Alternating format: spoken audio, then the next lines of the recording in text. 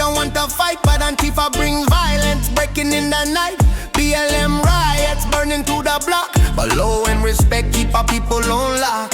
We believe in God, in familiar pride. Two genders, one truth, nothing else to divide. Second Amendment, protect what's mine. Peace when we can, strength when it's time. We are Americanos, proud and free. From the barrios of Cali to the... Calling California, from California to Texas, this is Benito Bernal, Triple B with the Americano Grassroots Revolution.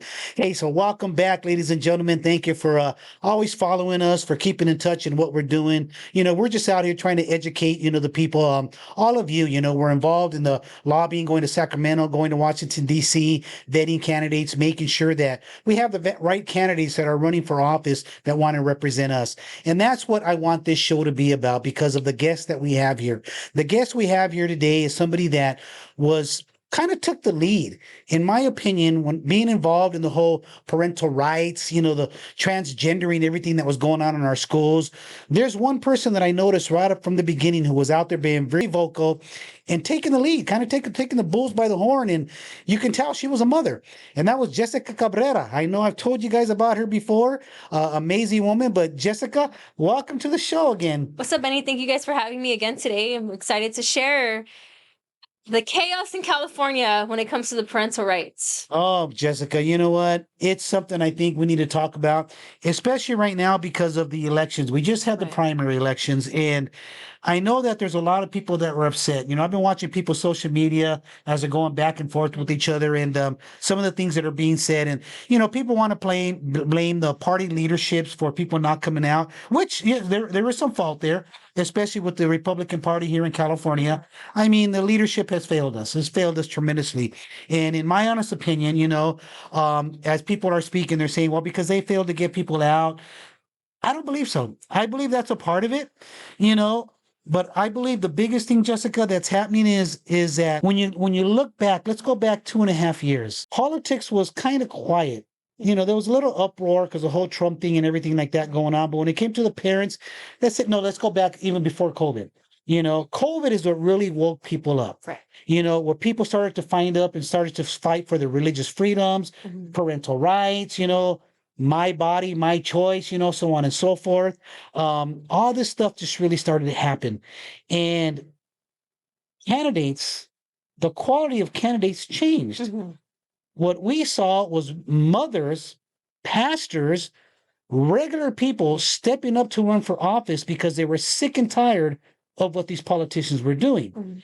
So when I hear people tell me that it's the party leadership's failure that people aren't voting, okay, that's partly true, but that's not necessarily all of it. 1000%. In my opinion, and this is just my opinion based on my 40 years of being involved in politics, both with the Democratic Party, the Republican Party, and the unions, you know, is that everything has gotten away from God.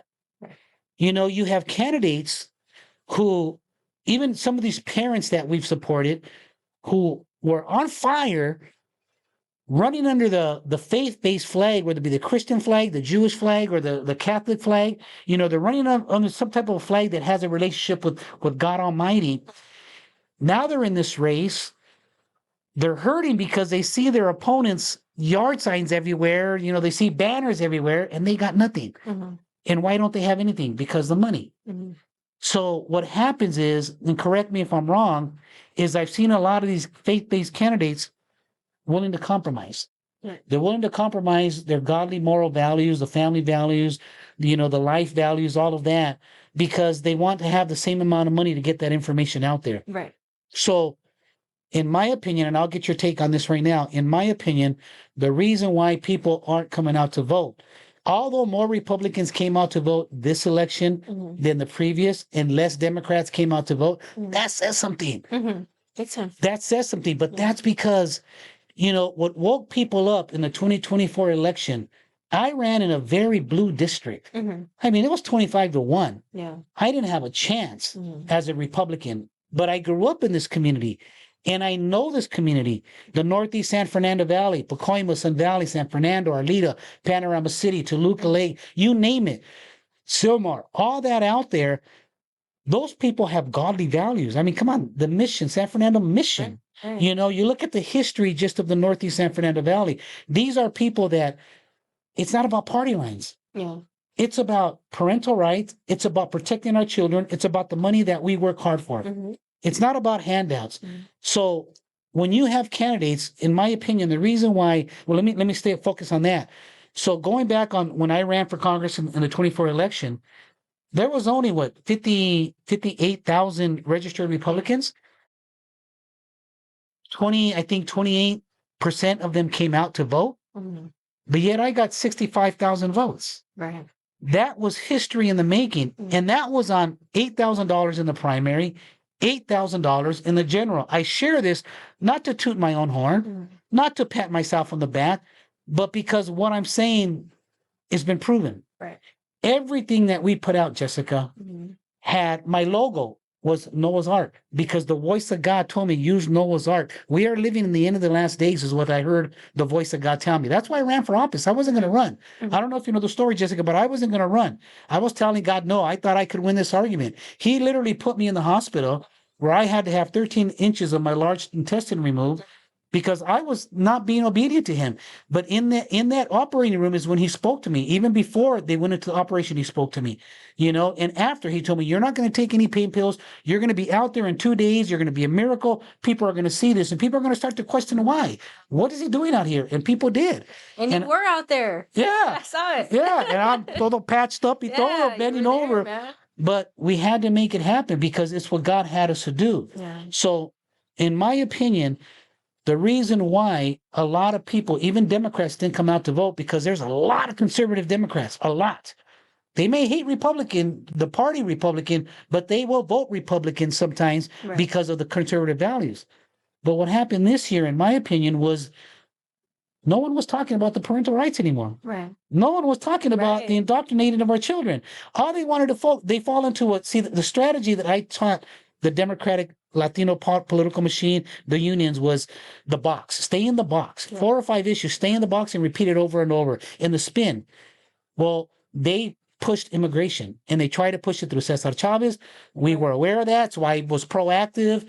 Let them know with Cesar Chavez that although he supported immigration, he was against illegal immigration, and no one supports mass immigration. So, I tie that all in because all of our handouts, everything we had a scripture on it. Everything had a scripture, something that was connected to our message. And I believe that's why we were successful, because in the end, it's not about winning your race. Right. That's icing on the cake. It's about saving souls along the way, living in the last days. Having you here today, this is what I want you to touch on. Because you were the leader. I don't care all these other groups that are out there. There's so many people who are running on the banner that they're the reason why parents were involved. And no. Jessica's the reason why. Believe me, I was out there. I didn't know her as well as I do now, but I was out there like, who is that woman, man? Everywhere we go, she goes. But you were out there doing it. Touch a little bit about the parental rights and where we were in the beginning when you started, and what parents have lost today, because a general election's just coming up in November, right? And people need to be aware of who they're going to vote for and why. So talk to us about what's happened with parental rights. Absolutely. I just want to go back to something that you said earlier. When it comes to these candidates, what I've learned, Benny, through politics is, number one, control the controllables, right? I can't control what the parties are doing. What they're doing is what they're doing. But what I've learned through action, through you and I, through the work that we've all done, is you have to do the work that you want to see done. If you're not getting up to do the work, nobody's going to do it in the way you want it done. So get up and do it. That's why, I've been able to push myself, because I have seen nobody else taking that type of lead. And the other thing is, obedience is of God, compromise is of ego. And when you understand that, you can see when you start compromising, you compromise, that's all of your ego. That's you saying, well, I'm gonna give up this because I want this, or you can't do that. It's simple. Those things are black and white sometimes, and I've seen that a lot with candidates, right? Swaying on their opinions because they want to win the vote. But do you want to win or do you want to be right? Come on, So with that, I think when God gives you a calling, we wouldn't feel as strong and as passionate as we do about these issues if this were in God's hand and all of it. My team and I say this all the time. we're 7 years. Well, for our issue with medical freedom. And your team, you say your so my team, I have an organization called Informed Policy Advocates, Mhm. and there's 3 of us that have started and been together the last 7 years, full throttle, full time working at these issues. But one of my colleagues has done this for 20 years. Like, she's seen the writing on the wall for so long. But, you know, we always say God's plan is better than our plan. Amen. And sometimes it is a long, hard, stupid way. It is the long way. It is a slow molasses approach. But when you start seeing God's way in the right way, we start seeing the incremental wins. You start seeing that, hey, there's an incremental approach to all of this. How do you eat an elephant? Like Elaine Claudio. That's the best way to eat an elephant. Never had one, but let's tell us. It's always like one bite at a time. But it's true. Like, it's one meeting at a time. Yes. One door knock at a time. You know, one pastor that I talk to at a time, that then he can go and, like I said earlier, educate 10 more people about what's going on. So when I started seeing what was happening with the parental rights, I mean, you want to go back with me personally, with the removal of our religious exemptions and personal belief exemptions for vaccinations in order for kids to attend school. That's where people were like, wait, you're telling me I don't even have a religious right to make any decisions for my children? Hold on, what's going on? And how many vaccines were we talking about? We're talking about over 70. Okay. Goodness. Over 70 from birth to 18. God help us. I mean, that's not what's required for school, but that is what's, you know, it's a subset that's required for school and then what's recommended for all kids. But when it comes to the schooling, I mean, there's no exemptions possible. So parents that, like me, from everyday, you know, demographics, from different businesses, from different backgrounds, said, wait, what is going on? Why can't I even make a health decision for my kid? Like, this is insane. So that started happening. We started seeing, you know, they promised us, well, you could still have medical exemptions. Don't worry about it. If your child needs an exemption for vaccinations because they have allergies, anaphylaxis to previous vaccinations, they should be able to get an exemption. 2019 came, they took away our ability to get medical exemptions for our kids. That's that incremental approach that they took to, again, keep taking away our parental rights, right? Because to the government, because they know better, right? The government knows better than the parents that have birthed their own children. They know better than the child that you sleep next to every single night. You hear their breathing pattern. The government thinks that they know better than your child. And now you have the California Medical Board denying exemptions when they're not even treating the child. They're not talking to the doctor. They're just getting paperwork and saying, this doesn't fit our, you know, non-transparent criteria. You're denied. Sorry, your kid can't go to school. Go figure it out in homeschool. So we had this huge group of parents that stood up for medical freedom, religious freedoms. And this was prior to 2020, prior to COVID. We organized and we said, you know what, we need to push back because we're not Democrats. We're not Republicans. We're everyday hippies. We're everyday. The cholos came out. Benny, like everybody was like, hold on, what's going on? So we started, you know, pushing back, and then COVID came. And under the guise of computers at home, technology, you know, and all of this other stuff that they were painting the picture as, they gave our kids iPads. They gave them tablets with unrestricted access. Here, you can just, you know, be online all day, do what you need to do. And then they started seeping in curriculum that was completely unacceptable for these kids to even be able to talk about and even be able to learn about these types of things. I mean, we had teachers come to us and say, I'm so uncomfortable with the books that the district's giving me that I'm literally hiding them in my desk so I don't have to read them to these kids. I'm literally hiding packets of curriculum and material because I don't know how to discuss anal sex with 6th graders. How do we talk about that? And why should they? So, you know, a lot of these teachers, we also saw them leaving the school districts because they were like, I'm so uncomfortable talking about these things that this isn't what I signed up for. This isn't what the last 20 years of education have been for me. What's changed here? So we said, you know what? Let us tell you what changed. Let us show you how these laws have now, you know, created the structure where the schools are also interpreting their own way of bringing in curriculum. And through that, we also saw a lot of school boards step up, like Sonia Shaw. I love Sonia Shaw. Shout out to Sonia Shaw. She is worth fighting for, worth voting for, and worth looking into her campaign. She was a soccer mom. Yes. Straight up Yes. soccer mom. Yes, I remember. And, you know, I've known her since way back then, and she was so upset about everything going on. And, you know, she took the lead and said, I'm going to run for school board. You said the key. She took the lead. She took the lead, and she grabbed the bull by the horns and said, I'm running for school board. And I'm not only going to run as a member, I'm going to be the president. Yeah. So she became the Chino board president. And through that, you know, she's been able to bring attention to even, you know, the opposite gender playing in sports. But she was successful in Chino. Why?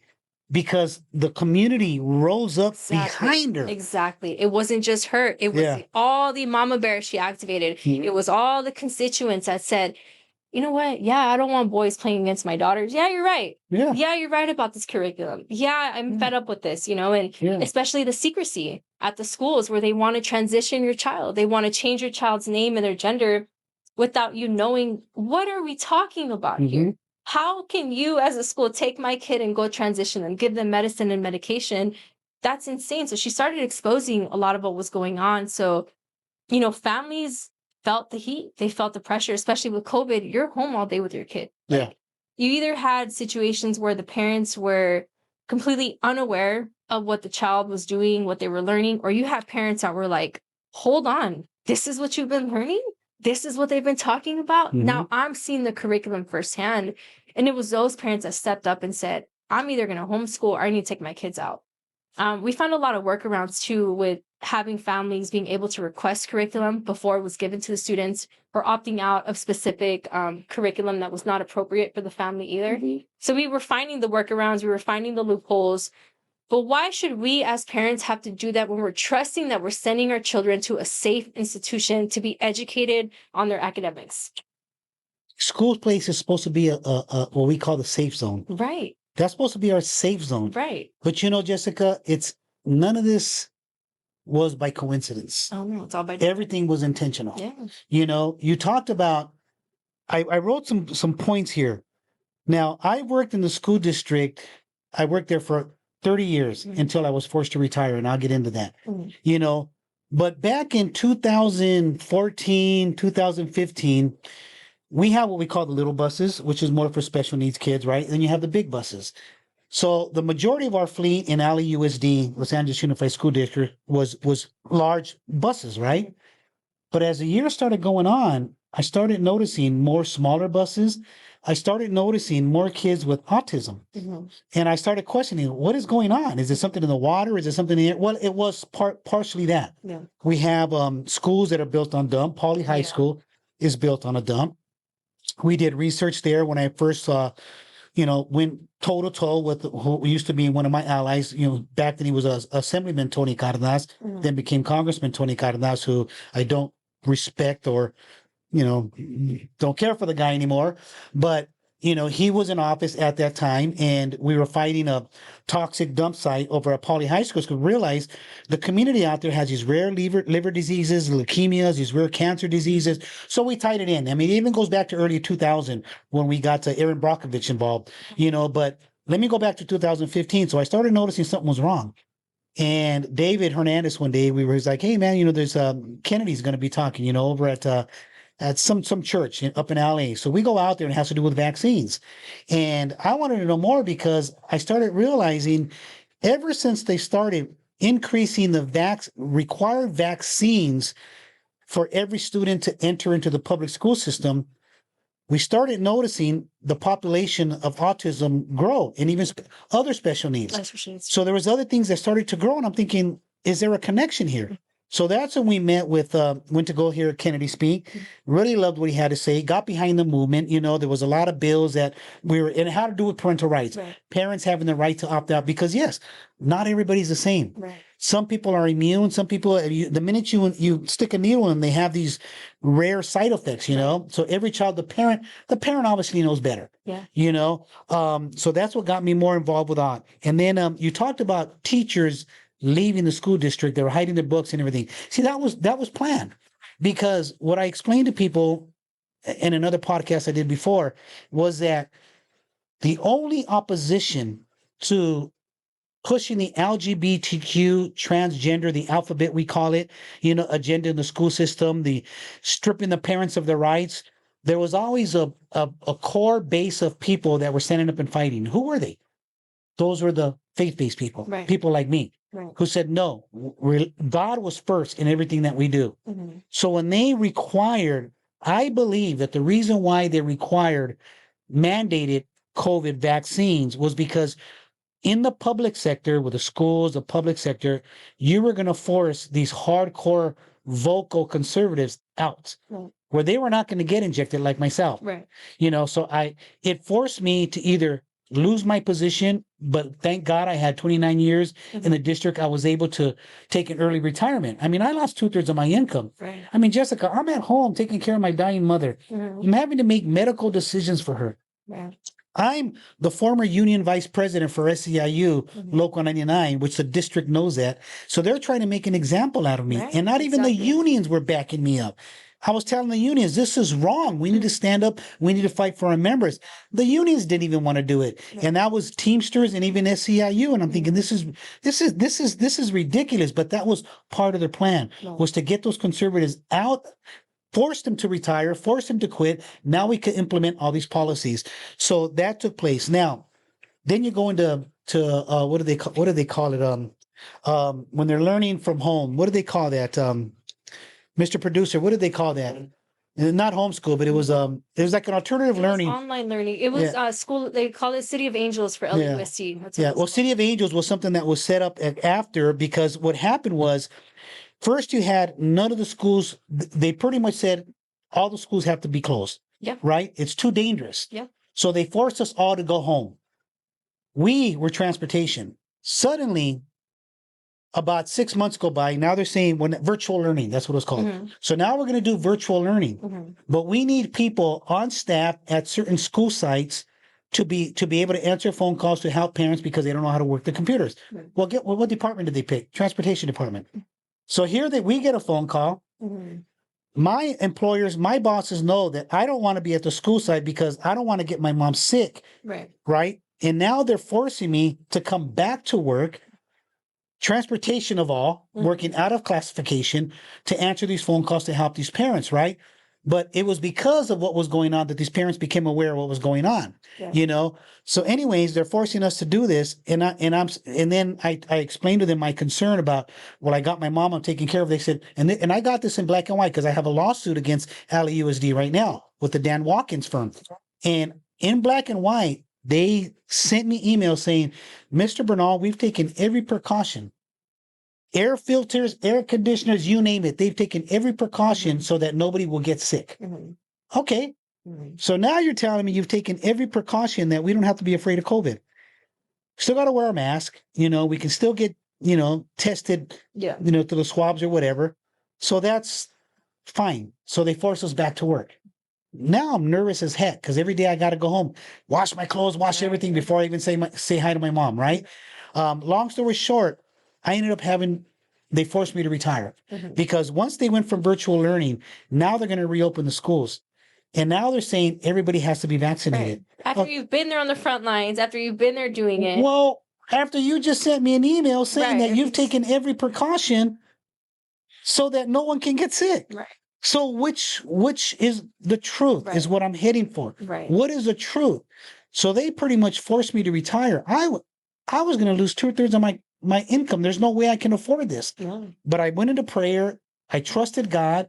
And look, I mean, he put me I'm in a beautiful home Right. on top of a mountain because of somebody who opened the door for me.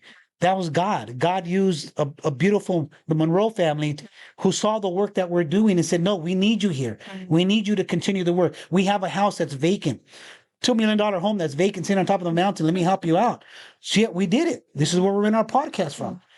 So I saw how the devil was working. But my point, Jessica, is that whatever the enemy intends for evil, God turns for good. Mhm.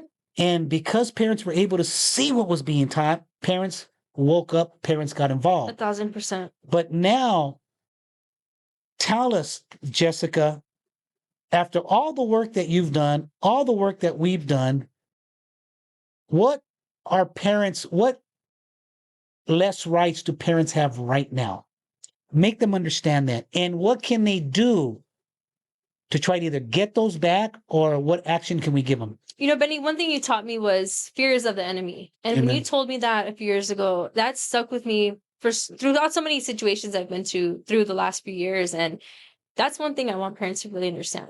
If you're living in fear, you're already losing to the enemy. Mhm. Like if you're living in fear of, oh, my kid might be seeing this, they might be doing that, you've already lost. Like you have to first and foremost get rid of the fear that you don't belong there, or that, you know, you don't have a say here. No, that is your child. Like you have to be able to stand 10 toes down for your kid and be willing to ride for your kid. That's right. I think the last 10 years, mostly the last 10 years, I would say 10 just because it's been more concentrated. Obviously, prior to that, we've seen a lot more bills, but, you know, just to give a little bit of a clear example, for my top bills that I've seen that I'm like, wait, what just happened here? Like, are these even parents that are passing these bills? Right now, there was a bill that had passed several years ago where once your child turns 12 years old, you no longer as a parent have access to their medical records. Wait. You as a parent, your kid's in school, in public school, Mhm. or whether he's in public school or not, does it matter? Does it make a difference? Makes no difference. Any So child. Once any they turn child 12 years anywhere. old, you're telling me that the parents have no rights to the medical records? 1,000%. The child, if I take my daughter to her doctor's appointment, right, she would have to give permission to the doctor for her medical records to be released to the parent. In what world does half the time my kids don't wake up and brush their teeth? Like, Right? you're telling me you're trusting children to go and like be, you know, responsible for their own health decisions? These kids would eat chips all day if you let them. Well, Like, you know what I mean? Like they're not. Their brains aren't totally developed until what, No. they're 26 or 27, Right. They're something not like seeing that. the full picture. But us in California, we now have the ideology of they're full functioning as an adult. Let them make these decisions. And then you layer that with another bill that had passed where now you're going to let 12 years and up, okay, get access to any type of birth control treatment, abortions, STD medication, so things like that. So literally, Benny, my daughter could go, say she gets birth control, whatever, ends up, you know, getting pregnant, can go get an abortion without telling her parent, without telling anybody, can just walk in, go get an abortion. Say my kid comes home and whatever, they're bleeding out. And I'm like, what's going on? What's happening? I don't know what's happening because you didn't tell me. I don't know as a parent, right? I take her to the doctor because my kid's hurting. She's in pain. I don't know what's wrong with her. Doctor, help me. Sorry, I can't give you any information. It's private. What are you talking about here? How do we set up the system to allow kids to do these types of things? And that's more on the extreme example. But again, But it's happening. we talk about the implementation process, and it has happened. Not only comes because I've heard this situation before, but we're giving kids these responsibilities that they're not ready for. And then you add that with the over-sexualization that's coming from the schools. You know, we're building a complete pot of disaster for them. Like we're just sitting there letting them boil. Let me ask you this, because I haven't heard this yet. Now, my kids are all grown. They're no longer in the school system, but I have nephews and nieces. Mhm. But let's just say I have a daughter. She goes, she's 13 years old. The school takes her to get an abortion and she has complications. Mhm. Who's liable? Not you as a parent. It's going to lie on the kid. And Is the school liable? I would hope so. But how? They're putting Planned Parenthoods on campus. They're putting, you know, these health campus facilities. They're putting health facilities on campus. What do you think you're signing to at the beginning of the year when you're doing your registration papers? Wow.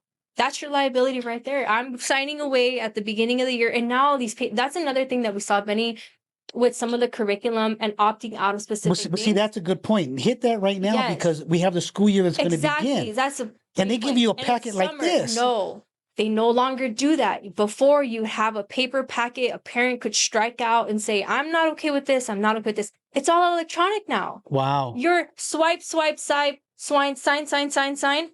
sign. You're not even reading. You can't opt out of anything that's digital. So parents are unknowingly, you know, Giving their rights away. Giving their rights away at the beginning, Giving their school children year. away, pretty Right. much. Another thing I would say, because it is summer, the HPV vaccine is not mandatory for anybody to Thank enter you. school. It is not required for school enrollment for 7th grade, for high school, for boys, for girls. It is not required.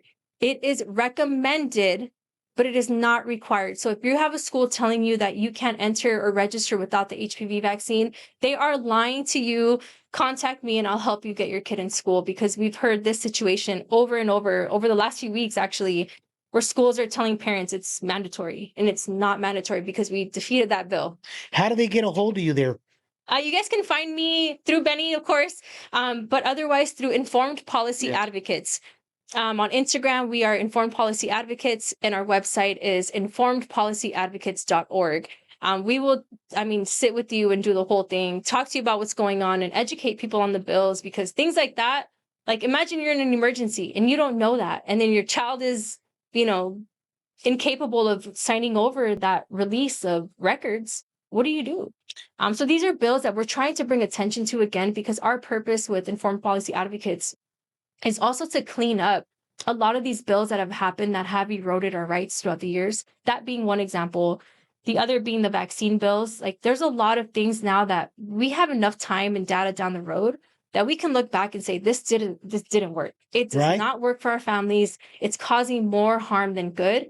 Let's fix it and figure it out. But we are up against the clock, because every term legislators are leaving. They're reaching their legislative term limit of 12 years, right? So right now, a lot of these legislators that voted on these types of bills from the beginning, when they were freshmen, they were still green behind the ear, are now seniors and they're leaving. So we're kind of between, like, we don't have the time to go educate all the new people that just came about the last few years. They don't really know about this as much as the other ones. So we're trying really hard to continue lobbying them and making sure that they know, hey, these policies that you passed did not work, and this is why.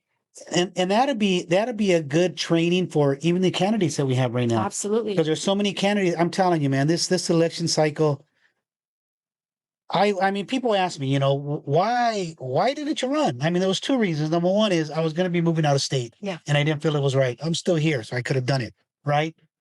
But the biggest reason was that I refused to stand with a party that was turning its back on God. I mean, that's why I left the Democratic Party. Right. I mean, I was a proud Democrat. We were conservative. I was a proud leader in there, building the future of America. Right. And then to see that party just turn its back on us, right. I mean, to the extreme. And when I saw their plans to destroy the nuclear family, make it impossible for any parent to stay home. So both parents have to go to work, and then we can have them after school programs and indoctrinate them and change their minds and the way of thinking. And then eventually go after their hearts and souls. You're seeing it. Yeah. That was a plan that was laid out back in 1998. Tell me, is it working? Oh, it's been working. It's working 100%. Yeah. And now you see the divide with children and their parents. They're so stuck on here that they're not even like able to connect with you. But that's what's been orchestrated. This is all orchestrated. And when you can see through the blinders of, the language of fairy tales and this is all so good and this is when you can see through that and have true discernment, Benny, it is clear as day that it is a battle between good and evil. Yeah. Like, that is all it boils down to at the end of the day. And I think candidates should know that. This summer, we're actually going to be rolling out trainings called the Erosion of Parental Rights in California. Oh, wow. So if you're an organization or somebody that would like to host us, let us know. We're looking for venues and people to host us, even churches to come out. But I want to educate people on all the bills that have happened the last few years, everything that's on the table, so that they know walking forward into the future, what do I look for in a candidate? What questions should I ask? But also, what does the lay of the land look like as I'm raising my children, so that you're not running into roadblocks and then being like, oh my gosh, I didn't know this happened, so now I'm stuck here. Like the transitioning stuff. Well, let's do this. I mean, we have an office right down the street. I have the keys to that, I have permission to use that office. You tell me your time and date. Yeah, definitely. Weekends is probably best. Let's pick a time, because parents and candidates need to know this stuff. Yeah. And I got to tell you too, Benny, I have to acknowledge this with your race. I saw it firsthand. I saw your campaign. I saw how hard you worked. And the reason you were so successful in your race was because you literally took material that had bill numbers, bill authors, what the bill would do, and you walked and you door knocked and you educated people on, look at what your representative voted for. look at what she's doing. Do you like this? Are you in favor of this? And they were like, no, because who would be in favor of these types of policies? You know, and I'm glad you brought that up because, you know, and it was a great idea, great strategy, and you were part of that. You know, it was pretty much a plastic package, and we had all the information. Your organization provided some, all the different candidates that overlapped in my district. I put theirs in there as well. But the funny thing is, Jessica, is when I would knock on the door, I would knock, boom, boom, boom. They would open the door. And I remember this Filipino family, there was like 6 of them there, you know, and it's like the whole family went to answer the door.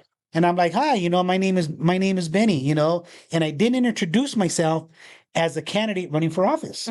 I had the packet in my hand and I said, hi, my name is Benito Bernal. I said, do you have any children that are attending the public school system? And that right away they'd say yes or no. 95% of them said yes, because either children or grandchildren, right? So 95%. So I said, so I'm gonna hand you this package. And then that's when I would say, my name is Benny Bernal. I'm running for Congress in the 29th Congressional District. But in this package, I want to show you the bills that they're passing right now that are taking away your parental rights. And they look at me like, huh? And I had some graphic stuff on there, graphic pictures of textbooks that were being shared with the elementary student. So I told him, I said, look, don't take my word for it. You have a computer. Go to your computer right now. It was Allen Unified School District. Go to Allen Unified School District. Go to approved books. Bam! All the books would pop up. And they're like, oh my God. So it went from not wanting to even talk to me. I was sitting at their dinner table. And now I'm going over the bills. And now they're calling their theos or theos and everybody else. I mean, it was, can you come over and talk to our neighbors? That's how it worked. I mean, my wife and I, God bless her, you know, we had 15 volunteers. Amazing. We knocked on over 50,000 doors. That was a lot of doors to knock on, you know? So when people talk about the numbers, when people talk about the money, no. If you're in it for the right reason and the cause and you're willing to do it, because there's a sacrifice that's going to be made. And I tell candidates, if you're a parent and you have young kids, you may want to think twice before you run for office. Because you're going to lose some time you can't make up for them unless they understand that. And that's what happened to me. I was so green at it, but I was so into it that I lost that close relationship with my children because, you know, they felt like I was out there saving the world and losing my own family. You know, I mean, it hurts when I even talk about it, but now they understand. You know, I have 2 boys in law enforcement. I mean, and one of them went from, he was living his dream job, but he left it because he wanted to give back. You know, so now he's in law enforcement as well. You know, and it's like, so when you talk about raising your kids and raising them right, you know, I know you and I had this conversation. It's like, hey, you got young kids, make sure they understand. You know, and I see what you do. You bring them with you. That's a blessing. Bring them all the time. If somebody tells you no kids allowed, I can't wait to put them to work. Too. That's what I'm really waiting for. But you know, Benny, it also. Yeah, I'm definitely gonna put them to work. You know, I think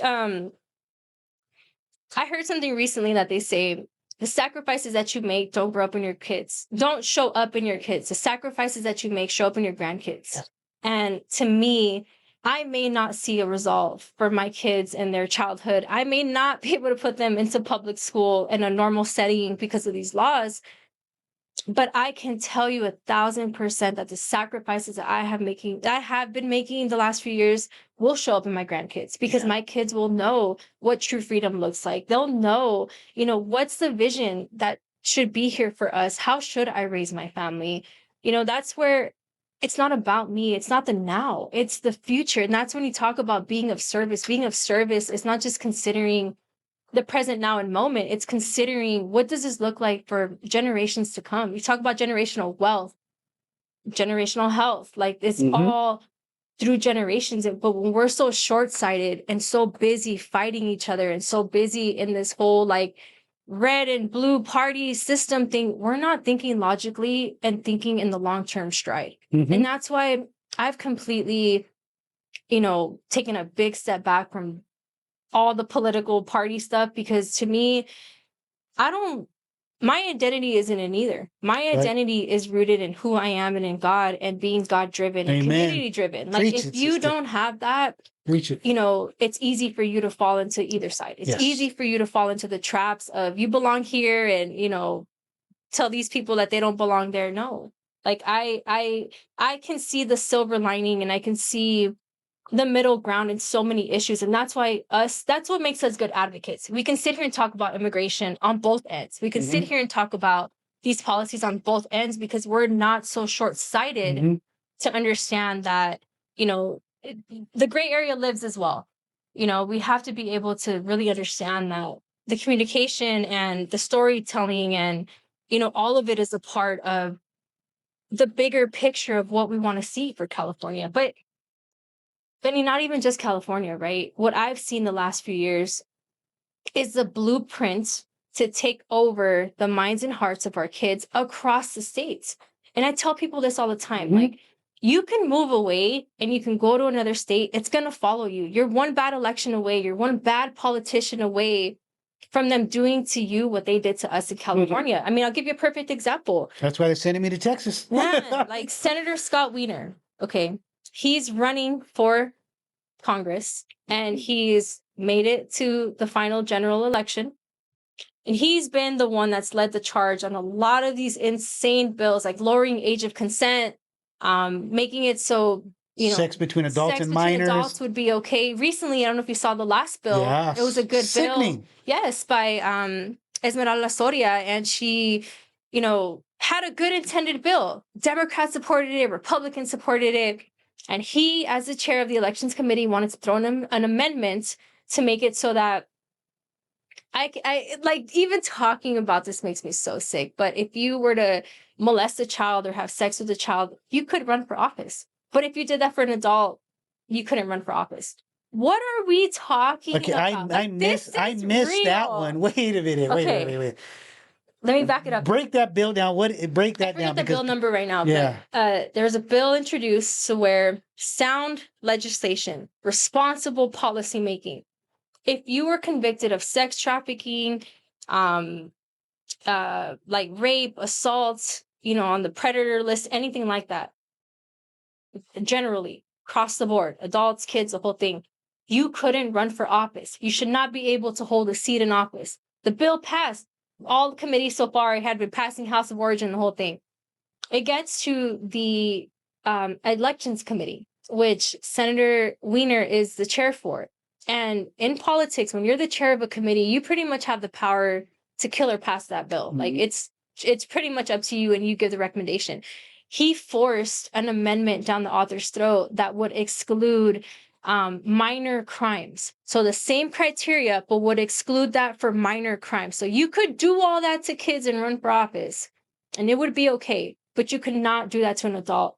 Like, what are we talking about? Now, so are you guys listening? Everyone was up in arms. Yes, it was the Democrats were up in arms about it. Everybody was like, what are we doing here? The bill ended up dying, didn't pass. So it was brought up. I mean, the Republicans, they were loud and very boastful about it. But I just want people to understand the mentality of what we're dealing with here. And that's not just California. This man is intending to run on a national level to take these types of policies nationally. And then you have Senator Pan, who was an elected official for 12 years in Sacramento, in California. And he's running against Congressman Kevin Kiley up in the Sacramento area. And he's the one that Senator Pan has pushed all the vaccine bills. He has discriminated against our kids. He has called our kids sick and disgusting, and that they shouldn't even be allowed to be in park spaces and libraries. And this is the type of man that's going to be running for Congress to represent you and represent our state. And I just really want people to understand that these things that have happened in California will be at your state before you know it, because what they do is they go on the outskirts of the country. You have California, you have New York doing these crazy policies, and then they start inching it into the middle. We saw this clearly happening with Hawaii just last year. We lost our religious exemptions for vaccines in 2015. Okay, Hawaii just had a bill last year, 10 years later, that would remove their religious exemptions. I looked at the bill language, Benny. It was word for word, cookie cutter language of the bills we had fought. 276, 277. So we were like, hold on. There's a pattern here. So we took the bill, we stripped the bill. We took all the work we've done the last few years, all the talking points, things that have helped and worked to, be able to push the conversation forward, and gave it to the leadership in Hawaii and said, here's the talking points that have worked. Here's the data that's worked for us. Go advocate and do what you need to do. They took that information along with their advocacy and defeated that bill this year. Nice. But what I'm telling you guys is this is cookie cutter language that sponsors and shareholders, you know that name, the shareholders take to different organizations, different lobbyists, different lawmakers and say, this is what I want. And here's a fat, pretty penny for you. This is a policy we're looking for. Make it happen. Yeah.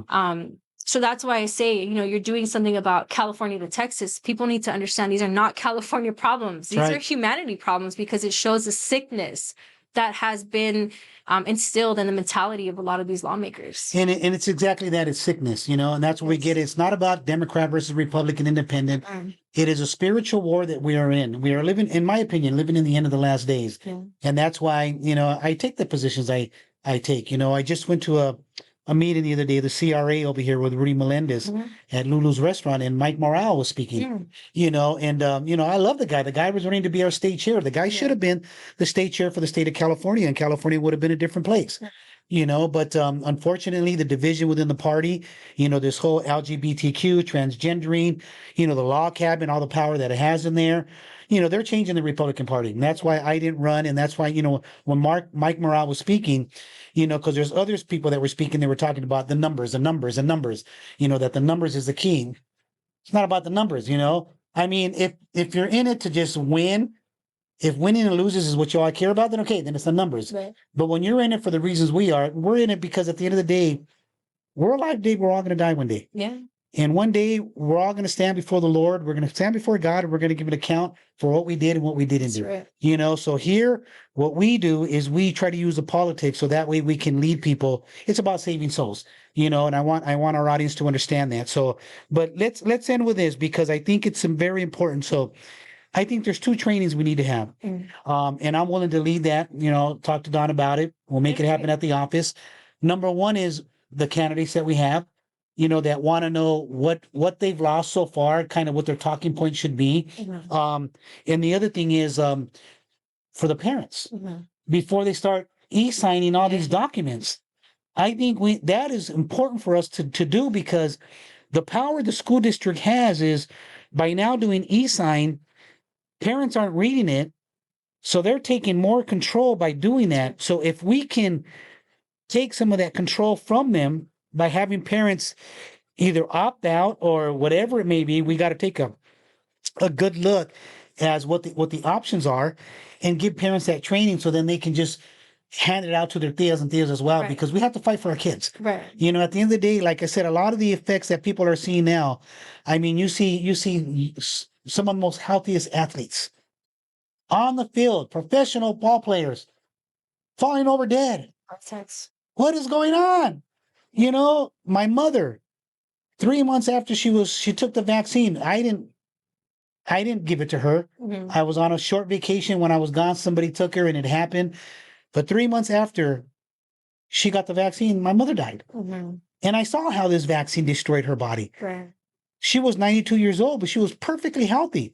She was at the gym with me 4 or 5 days out of the week. I started to see change in her pupil. Her eyes started to change color. Her skin started to get drier, a limp, pain. All of a sudden, she's got stage 4 spinal cancer. My mom dies within, a couple of weeks. And it's like, I don't get this, and it's hard for me to even talk about because, it takes me back to that moment. Right. That's why when people invite me to funerals, I don't like to go. I was like, no, I got that PTSD you're one of with those families that also suffered in silence over all these issues because, you're trying they couldn't even attend their funerals. Right. You have to FaceTime your family member, your dad, while they're dying on their bed on a ventilator. I mean, even going back to that, it's like they took these approaches that was temporary problems, but they gave you permanent solutions. And then it was like, well, shut up. I don't want to hear what you have to say if it affected you. It's like, what do you mean? You completely destroyed families. You destroyed people's lives. And now it's like, well, it's behind us. Let's move on. Absolutely not. And that's why the work that we're doing is to hold them accountable, because I guarantee I'm willing to bet anything that the next pandemic that comes, the infrastructure is coming. Here. It's rolled out. Like something is going to come And they're going to use this as a pilot program to say, this is how many people we got to comply. That's the numbers. This is the compliance we got.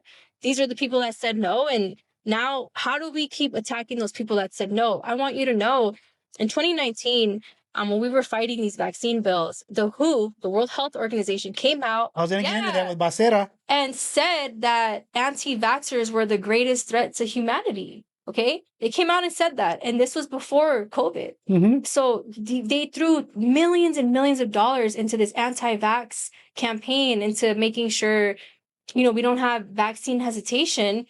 And then they roll out the vaccine and mandate everybody together. So you can see they're very orchestrated in the approach that they're taking from the top down. This isn't even just state level. You're talking. Becerra was a part of that. Becerra was a huge part of that. Because Becerra, they were trying to change one word. I think it was from shall to should. Yeah, to may. May to shall. May to shall. Yeah. So they were trying to change that word. That way it is mandated. Right. And what did that mean? That mean that if there was an outbreak in, let's say, China, that gave the WHO, and this is Becerra fighting for that, gave the WHO the right to say, well, we think it's going to hit America in 2 days, so let's shut down America. Right. And then you had the EUA, the emergency use authorization for the vaccine. But in that, it clearly stated you had a right to informed consent. You had a right to say no, but then you had employers saying, well, no, because there was such a gray area that the laws were left to interpretation. My whole thing was, this isn't a law. Why are you guys doing this? This isn't a law. You're not forced to do this, but the employers are telling you. So